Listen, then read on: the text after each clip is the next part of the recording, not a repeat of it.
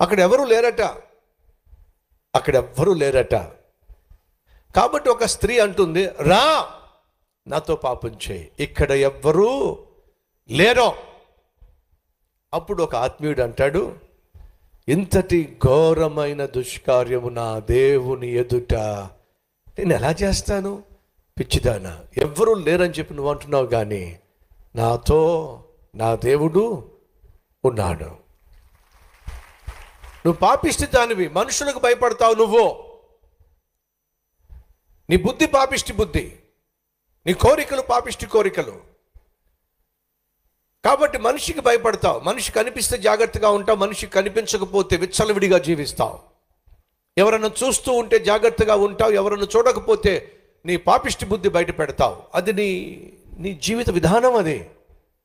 కానీ నా దేవుడు, నేను మనుషులకు భయపడేవాడిని కాదు, నేను నా దేవునికి భయపడేవాడిని. ఆయన నాతో ఉన్నాడు.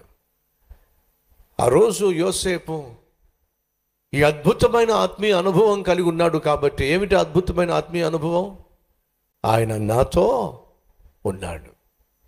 నీ భర్త నీతో లేకపోవచ్చు, చూసే మనిషి నీకు లేకపోవచ్చు. మళ్ళా చెప్తున్నా, అనేక మంది జీవితంలో ఇది సాధారణం. మనుషులు చూస్తున్నప్పుడు ఒకలా జీవిస్తారు, ఒకలా ప్రవర్తిస్తారు, ఒకలా మాట్లాడతారు, ఒకలా ఆలోచిస్తారు. మనుషులు లేనప్పుడు అసలు సిసలైన రూపాన్ని బయట పెడతారు.